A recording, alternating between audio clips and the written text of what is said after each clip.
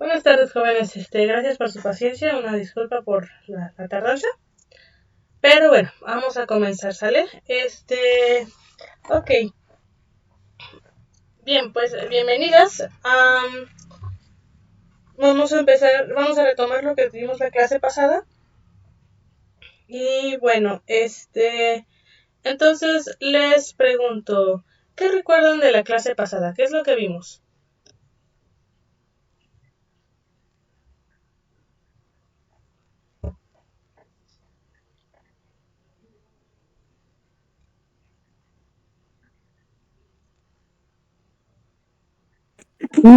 La clase pasada pues estuvimos viendo lo que eran los conceptos de enfermedad y plaga y para eso usted hacía varias preguntas para esto con el fin de diferenciar cuál era una plaga y cuál era una enfermedad y nos mencionaba que las plagas pueden ser plantas, animales, insectos, microbios o algún otro tipo de organismo mm, que interfiera con la actividad de los humanos. Estos, como daño, podrían morder, destruir los cultivos de alimentos o dañar propiedades y con esto pues hacer nuestras vidas más difíciles. Para comprenderlo mejor, ponía ejemplos sobre, por ejemplo, como si, digamos, ponía el ejemplo de un cerdo que si de repente se escapaba del corral y, digamos, se metía a un maizal a hacer daños, me preguntaba si en ese momento el puerco se convertía en una plaga y veíamos que sí sería una plaga si el daño que hacía este animal era constante y pues también veíamos que las plagas, como dije al principio, pueden ser tanto animales, plantas o cualquier otro organismo, pero que le esté causando un daño a las plantas, mientras que la enfermedad es ¿cómo se llama? Se define como cualquier estado en el que haya un deterioro de la salud del organismo humano o de alguna planta. En este caso, en la planta se podría reflejar por medio de que, digamos, tarde el crecimiento de la planta o interfiera con la función normal de la planta, o como por ejemplo la producción, o que las hojas estén secando, etcétera. De esta manera nos podríamos dar cuenta que nuestra planta está enferma. Perfecto, muchas gracias, Nereida. Sí, básicamente estuvimos viendo, pues, los conceptos, ¿no? De plaga y enfermedad y usábamos varias preguntas para hacer un concepto más completo, ¿no? Voy a compartir pantalla. Bueno, antes, a ver, permítanme compartir pantalla, jóvenes, y me dicen cuando la puedan ver, por favor.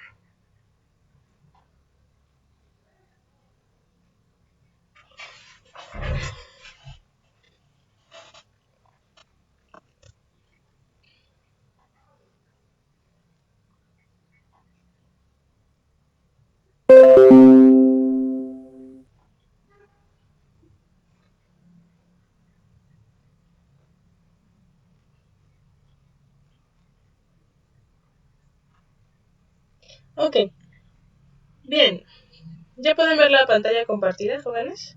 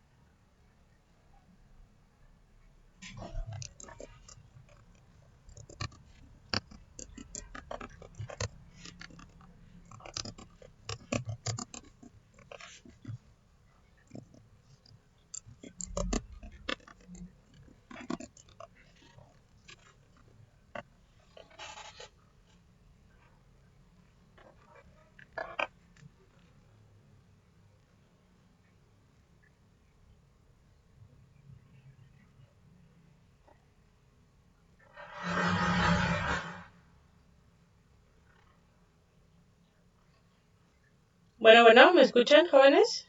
¿Chicas? Sí, profe, sí se escucha. Ah, ok. Disculpen, ¿ya pueden ver la pantalla compartida? Sí, profe. Ok, gracias. Bien, entonces, bueno, de enfermedad teníamos que, ya llevábamos esto, ¿no? Recordemos, lo que estábamos viendo es, que una enfermedad, era lo siguiente, ¿no? Es lo contrario a la salud, ¿no? Un estado, porque la salud es un estado de bienestar físico, mental y social, y no solo ausencia de enfermedades. Entonces, bueno, tomando lo que define la OMS, podríamos decir que la enfermedad es una ausencia, un estado de donde hay un malestar físico, mental y social. Luego también tenemos que es una alteración o desviación del estado fisiológico en una o varias partes del cuerpo, ¿no? Una alteración del estado fisiológico manifestada por síntomas y signos, ¿no? Característicos. Ya lo demás, pues bueno, eso depende de la enfermedad, ¿no? Si es generalmente sí pueden ser causas conocidas, sí pueden ser previsibles, pero no siempre es así, ¿no? Nuevamente una alteración, ya sea leve o grave, del funcionamiento normal de un organismo o alguna de sus partes, a causa de algo externo o interno, ¿no? Y ahorita aquí hablamos de un organismo. Una enfermedad siempre va a ser para todo organismo, para todo ser vivo. Puede ser animal, planta, bacteria, protozoario, hongo, de todo, ¿no? Nosotros los humanos entramos entre los animales, ¿no? Pero bueno. Entonces puede ser cualquier ser vivo. Luego tenemos cosas que perturba o daña a una persona en lo espiritual o moral, difícil de combatir o eliminar, ¿no? Pero bueno, ya vimos que pues es cualquier ser vivo, entonces quitamos lo de persona, y lo importante de esta definición es que es algo que perturba o daña, ¿no? Luego aquí tenemos, es considerada con cualquier estado donde haya un deterioro de la salud del organismo. Todas las enfermedades implican un debilitamiento del sistema natural, Puede ser de la defensa del organismo o un sistema de regulación, cualquier sistema de un organismo, pero que se esté debilitando. Y finalmente es un proceso y fase que atraviesan los seres vivos cuando padecen una afección que atenta, algo que atenta contra su bienestar. ¿Por qué? Porque modifica su condición de salud. Entonces, bueno, esta situación puede desencadenarse por múltiples razones, ya sean de carácter intrínseco o extrínseco al organismo con evidencias de enfermedad. Las evidencias de enfermedad podríamos decir que son pues estos síntomas y signos característicos, ¿no? Y la parte de intrínsecas y extrínsecas, pues bueno, estamos viendo nuevamente que son causas internas o externas. Entonces, básicamente esto es lo que podríamos subrayar de la enfermedad, ¿no? Y entonces aquí tenemos que una enfermedad, después de todo lo que estuvimos diciendo, finalmente es ¿qué? Un mal, ¿no? Que afecta. Se presenta en la salud del organismo, haciéndolo presentar síntomas fuera de lo común. Pero estos síntomas fuera de lo común, esta diferencia con la función normal, esta alteración tiene que perturbar o dañar la salud. Porque recordemos, puede que haya algún síntoma, alguna causa fuera de lo normal, algún comportamiento o acción fuera de lo normal de un organismo que le dé ventaja y que lo ayude. Entonces ahí no sería una enfermedad. Pero si lo perjudica, lo daña, entonces si atenta contra su bienestar, entonces sí es una enfermedad. Entonces esta sí tiene que ser algo fuera de lo común, una alteración fuera de lo común, pero tiene que perturbar o dañar. Si no, no es enfermedad. ¿Quiénes lo pueden presentar? Todos los seres vivos, ¿no? Preguntaba aquí, ¿las bacterias y protozoarios también pueden enfermarse? Sí. La respuesta corta es sí. Recordemos, hay virus que son bacteriófagos, es decir, que necesitan infectar bacterias para poder seguirse reproduciendo. Y las bacterias también pueden enfermar a otros organismos. Puede que haya bacterias que no enfermen a ningún organismo, pero puede que sí. Entonces, cualquier organismo se puede enfermar, porque cualquier organismo puede tener una alteración que perturbe o dañe su salud, su funcionamiento normal. Entonces, sí, todos nos podemos enfermar. Siempre que seamos un ser vivo, nos podemos enfermar. ¿Quiénes pueden ser o causar enfermedades? Bueno, básicamente,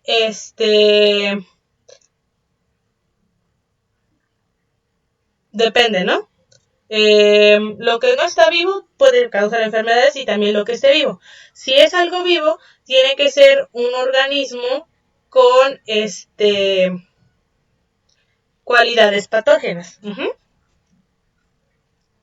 Es decir, que ataque otro organismo y genere síntomas y signos y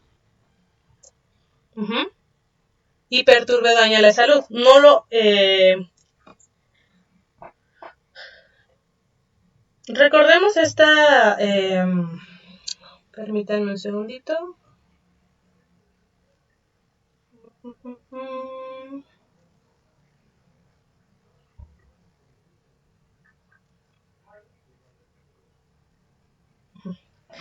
Si se acuerdan más o menos cuando estuvimos viendo lo de ciclos bioquímicos, cuando ahí hace bastante ratito, cuando estaban en primer semestre, y también lo vimos después. A ver, no, aquí no está.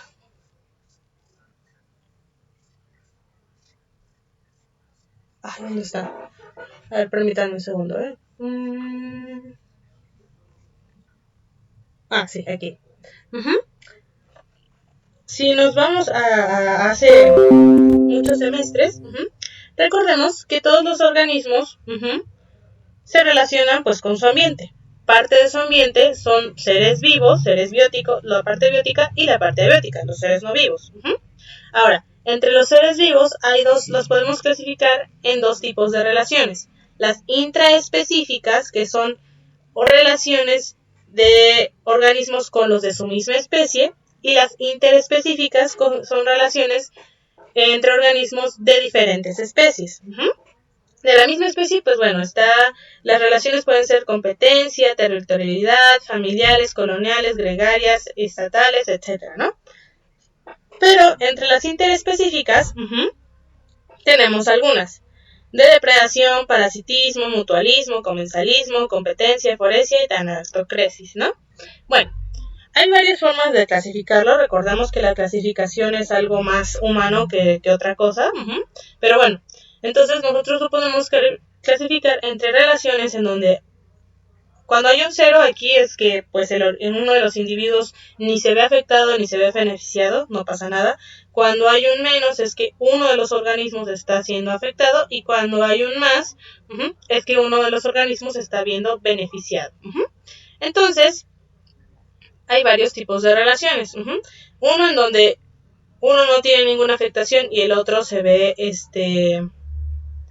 perjudicado. Otro donde uno tiene un beneficio y el otro pues no ni le afecta ni le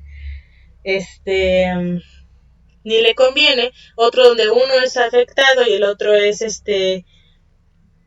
tiene un beneficio. Otra en donde ambos obtienen un beneficio y otra en donde ambos se ven perjudicados. Entonces, entre todas estas relaciones está, por ejemplo, la relación donde uno está siendo perjudicado y el otro teniendo un beneficio. Y aquí tenemos tres tipos: depredación, explotación y parasitismo. Como les comentaba, la clasificación pues depende mucho del ser humano, porque básicamente una depredación es cuando un organismo consume a otro organismo. Básicamente. Entonces, en el parasitismo, digamos que es un tipo de depredación, pero aquí no acaba en el momento con el organismo, sino que lo va consumiendo poco a poco. No le conviene matar a su presa. ¿Por qué? Porque lo necesita vivo para poder seguir existiendo. Pero finalmente, pues sí, un organismo está consumiendo a otro. Bueno, entonces, en la depredación, pues nosotros podríamos decir que una depredación es como aquí, ¿no? Que los leones cazan a las gacelas. Pero también hay otros tipos de depredación, como cuando hay cuando un virus ataca una bacteria, un virus bacteriófago ataca a la bacteria porque la localiza, va sobre ella y la consume, la utiliza para reproducirse. Otro tipo de depredación también es cuando podríamos decir, sería entre la depredación y el parasitismo, cuando un virus o una bacteria ataca nuestro organismo. ¿Por qué? Porque empieza, busca o de alguna manera tiene sus mecanismos para poder invadir un organismo, hacerse de sus células y poder utilizarlas. Y en este caso, pues las va destruyendo. Por eso nos hace daño. Entonces, en la enfermedad, pues bueno, digamos que es un tipo de depredación. A veces puede matar muy rápido al organismo o puede hacerlo poco a poco, pero nunca va a ser en el instante. Incluso, como les comentaba, está esta bacteria, amiba come cerebro, como se le dice, come cerebros, ¿no? Que bueno, es una amiba que se encuentra en agua estancada en muchas partes del mundo, que si se tiene la desfortuna de que entre el agua por la nariz, que tiene que ser agua bastante estancada, y sin que haya cloro, etcétera, para que se pueda reproducir. Si entra por la nariz y se va por la vía equivocada, puede llegar al cerebro y puede afectar el sistema nervioso hasta el punto, por eso se le dice come cerebros, ¿no? Porque hace que deje de funcionar y pues causa la muerte. Entonces, esto puede ocurrir en organismos jóvenes, en humanos jóvenes, en menos de 24 horas, ¿no? O más o menos en unas 24 horas. Aunque es bastante rápido, 24 horas, no es como en la depredación, no sé, como les decía, de un león a un antílope, o un cocodrilo a un ñu, etcétera, ¿no? No ocurre directamente a un lobo, a un venado, pero sí ocurre, ocurre no de manera inmediata, sino en cierto periodo. Entonces, podríamos decir que, volviendo a esta parte, todos los organismos, entrando en la cadena alimenticia, pueden ser depredados por otros organismos. Las bacterias también pueden ser depredadas, etcétera, y pueden ser depredadas y no ser aniquiladas en el momento, ¿no? Sino que pues tienen cierta sintomatología y luego mueren. Entonces, todos los organismos sí nos podemos enfermar. Ahora, todos los organismos también podemos presentar un cuadro de enfermedad, una alteración donde se perturbe o daña nuestra salud. Ahora, esta alteración, si viene de un ser vivo, entonces este ser vivo tiene que tener las cualidades de poder depredar a otro ser vivo, causándole síntomas. Si este organismo no tiene esas cualidades, entonces no puede enfermar a los demás. Es decir, un venado no nos puede enfermar porque no tiene las cualidades para infectarnos, para hacerse de nuestras células y causar síntomas. Sí nos puede dañar, nos puede patear, etcétera, pero no nos puede, más que para defenderse, no le sirve de nada. En cambio, una bacteria, pues sí le sirve, un parásito sí le sirve, etcétera, ¿no? Ok. Ahora, esas serían las causas infecciosas, cuando vienen de seres vivos. Ahora, las no infecciosas serían sustancias químicas, seres no vivos, sustancias químicas, ya sean tóxicas o no, y condiciones climáticas o moléculas orgánicas, siempre y cuando estas condiciones o sustancias que alteren al organismo y lo perturben o dañen en su salud. Bien. Ahora, veíamos esta parte de que si los golpes y las contusiones o daños físicos son o no enfermedades, pues bueno, veíamos que no, a menos que hayan provocado algún mal físico que perdure el resto de su vida, ¿no? Es decir, y no diríamos que, no sé, el moretón es una enfermedad, ¿no? Fue una causa de la enfermedad, pero no fue la enfermedad. O el esguince es una enfermedad, no. Sería una afección, pero no sería una enfermedad. En cambio, el síntoma como tal, pues sí, tal vez podría ser una enfermedad. Bien. Rápidamente, ¿cómo sabemos si un organismo es enfermo? Pues bueno, si presenta síntomas, ¿no? Ya sea a nivel celular o a nivel más general, porque como hablábamos del VIH y del SIDA, ¿no? Si entra algún virus a nuestro organismo, pero nuestro sistema inmunológico lo combate lo suficientemente rápido y no ha afectado ninguna célula, no estamos enfermos. Pero si ya empieza a hacer afectaciones en nuestras células, ya nos estamos enfermando, porque nuestras células como unidad de ser vivo ya se están enfermando, tienen afectaciones en su funcionamiento normal. Y bueno, ya cuando presentamos síntomas que, no sé, cuerpo cortado, fiebre, etcétera, etcétera, pues bueno, ahí ya podremos decir que estamos enfermos a nivel general, ¿no? Bien, ¿qué seres vivos pueden producir enfermedades? Los que tienen propiedades patógenas, ¿no? ¿Y lo que no está vivo puede enfermarse? No. Ahora veíamos esto de la plaga. La pregunta primero era, ¿qué es una plaga? Pueden ser plantas, animales, insectos, microbios, cualquier organismo. Vamos a ponerlo como cualquier organismo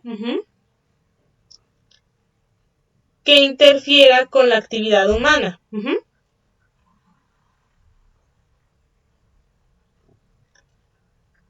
Básicamente eso, ¿no? Y hace la vida humana más difícil. ¿Qué puede ser una plaga? Insectos, hierbas, algún animal y cualquier cosa, ¿no? Cualquier ser vivo, básicamente, ¿no? Siempre y cuando interfiera en la actividad humana. Ahora, ¿todos los seres vivos pueden ser una plaga? Primero decíamos que no, porque si no interfiere, pero potencialmente todos sí la pueden hacer. Entonces vamos a poner aquí, potencialmente sí, si el daño continuo es continuo y constante. Básicamente esto, ¿no? Si no es continuo y constante, pues no, pero potencialmente sí.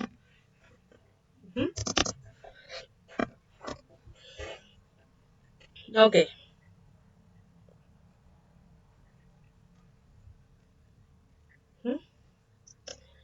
¿Qué seres vivos pueden ser una plaga? Cualquiera, ¿no? Que pueda hacer un daño continuo y constante.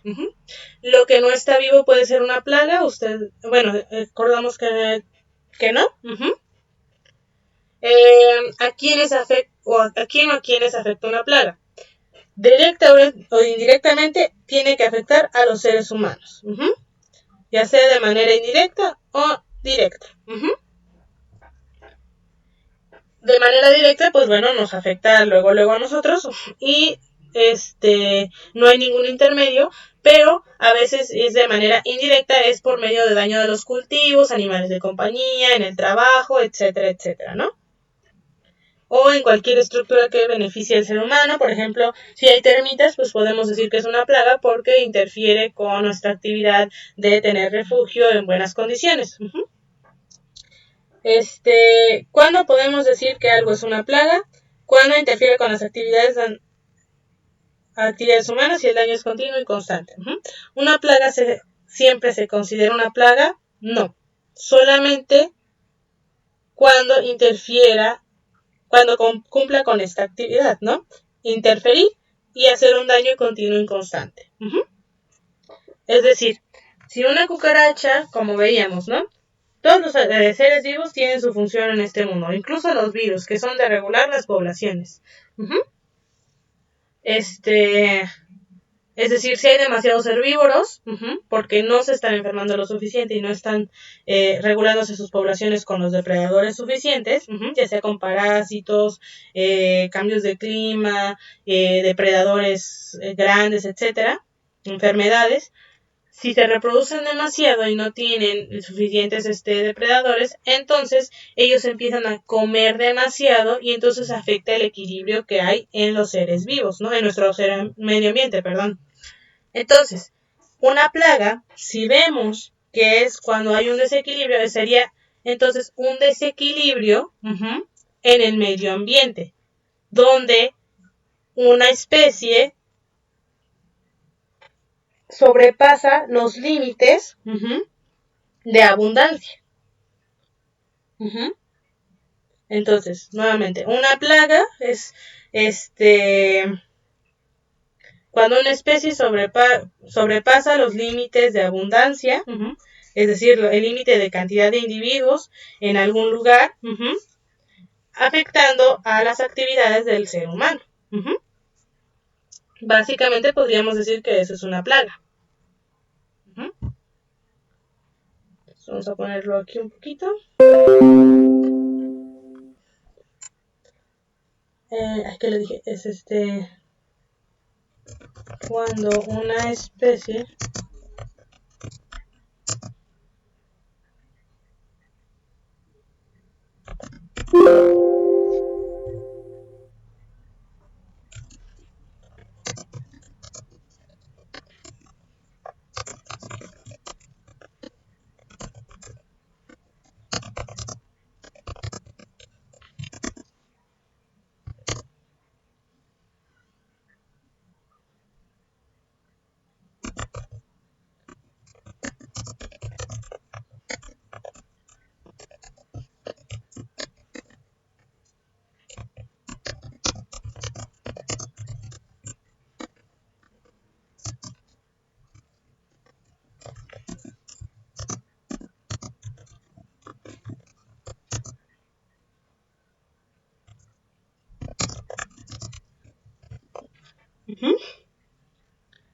Ahora, esto es muy importante y por lo mismo también le comentaba, es importante que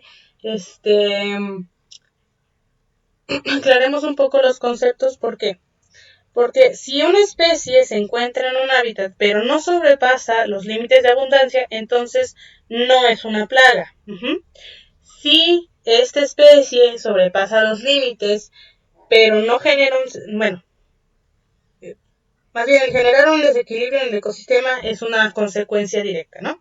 Pero si esta especie lo sobrepasa, pero no afecta al ser humano, no es una plaga. ¿Por qué? Porque en la ecología, las plagas no existen. Solamente para los seres humanos, en el ámbito humano, las plagas existen. Permítanme un segundo, voy a conectar la computadora antes de que se apague.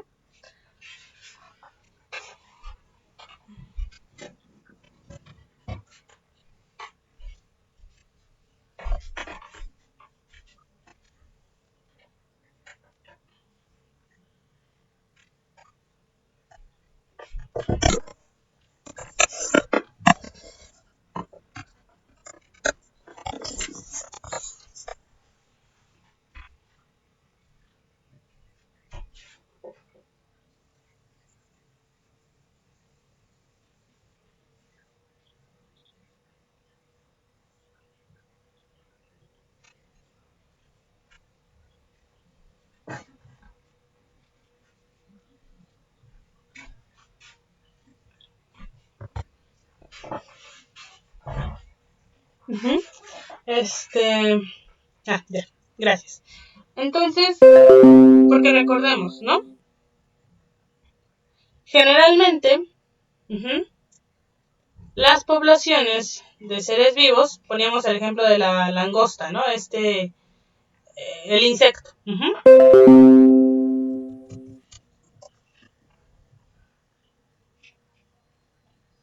Que se cree que es uno de los, ¿cómo se llama? Uno de los, bueno, históricamente en la Biblia hay una parte en donde se quiere, liberar a los judíos de, ¿cómo se llama? De Egipto,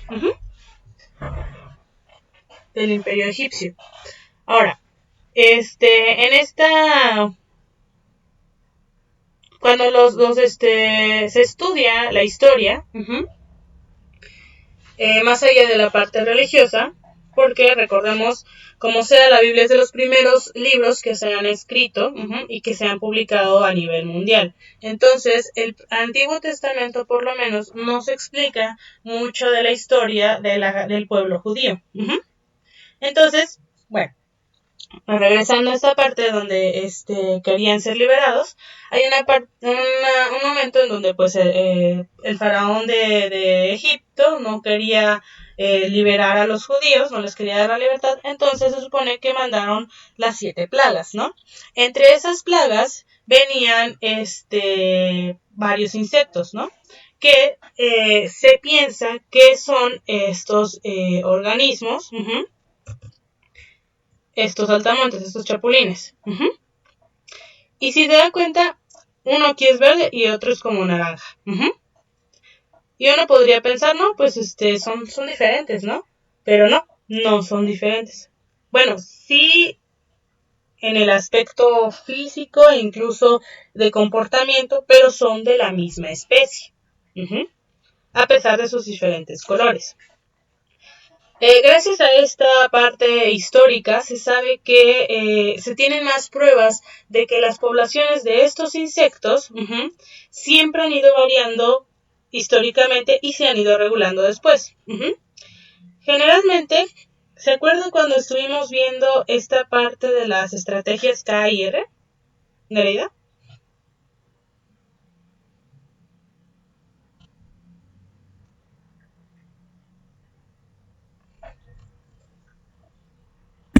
¿Cómo dijo, porfa? Que si recuerda cuando estuvimos viendo lo de las estrategias de K y R, de los seres vivos, las estrategias de reproducción. Más o menos, porfa. ¿Qué recuerda de las estrategias K y R?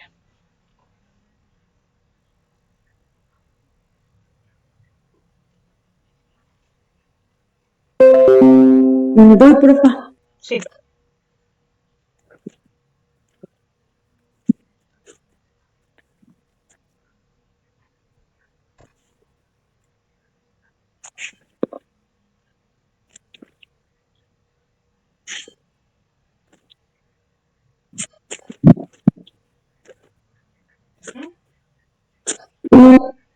Nos mencionó, usted nos decía que las estrategias K y R, nos decía que las estrategias R son pequeñas y por periodos cortos. Y digamos, por ejemplo, nos ponía el ejemplo de una voz que nos decía que el tiempo de cuidado de las crías es pequeño o casi nulo. Y un ejemplo de la estrategia acá es que nos daba el ejemplo del elefante, ya que las estrategias K son largas y, por ejemplo, lo del elefante, el tiempo de cuidado más largo y las especies son grandes. Exacto, muy bien, Nereida, gracias. Sí, obviamente les comentaba, ¿no? Todas las especies son diferentes y los seres vivos somos tan diversos que no entramos exactamente solamente en una estrategia o en otra. Algunos sí, pero la mayoría, bueno, hay muchos que no. Sí, y más bien las estrategias que hay son para darse una idea más o menos de qué organismo es, pero pues no siempre depende de la especie, ¿no? Bien. Entonces, sí, como dice usted, las estrategias R son organismos que tienen muchos descendientes,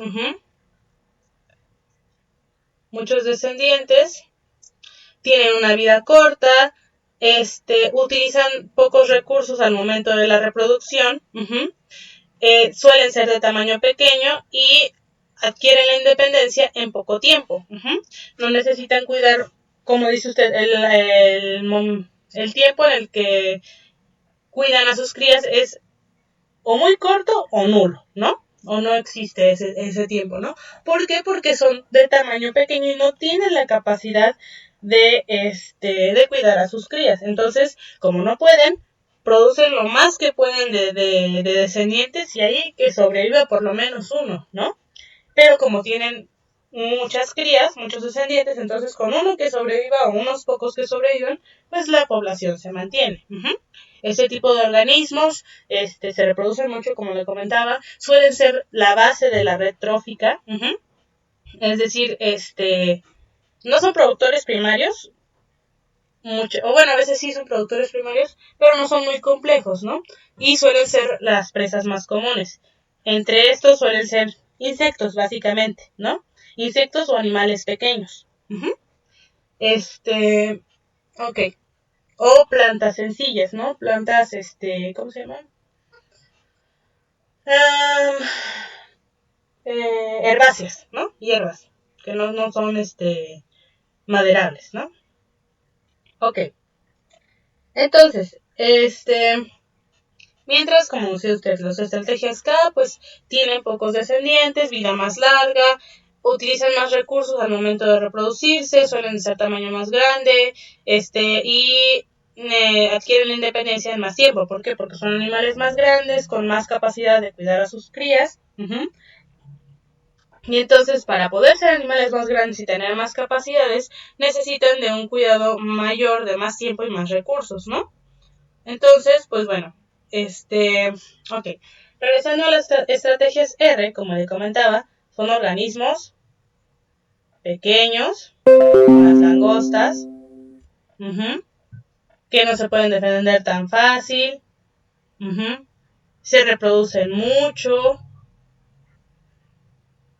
y etcétera, etcétera, ¿no? Y son bastante depredadas. Entonces, estos organismos, a lo largo de toda su evolución, pues bueno, han tenido la capacidad de, pues, ir subiendo poco a poco su población, y entonces, entre más comida encuentran, pues se va potencializando, hasta llegar a cierto tope, donde ya son muchísimos organismos, que consumen demasiada comida. Y entonces, ¿qué pasa cuando la comida es demasiada? Cuando los organismos son demasiados, pero no hay suficiente cantidad de comida, digamos, ¿no? Aquí va bajando, pero cuando vamos acá, pues baja demasiado la cantidad de comida porque ya se ha comido demasiado y, digamos, son plantas de trigo, ¿no? Entonces, entre menos trigo se reproduzca, pues menos trigo va a haber a la siguiente generación, ¿no? Entonces, pues diríamos que es inversamente proporcional. La línea azul es el trigo y la roja las langostas, ¿no? Entonces, cuando pasamos este umbral, tenemos demasiados organismos y poca comida. ¿Qué pasa cuando hay demasiadas bocas que alimentar y poca comida?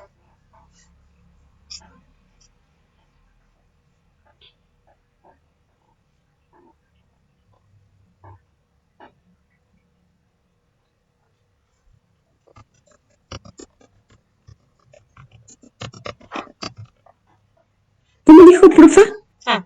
¿Qué pasa cuando hay demasiados bocas que alimentar y poca comida? ¿Qué suele pasar? Hay escasez de alimento. Y cuando escasea de alimento, ¿qué pasa con los que necesitan comerse este alimento?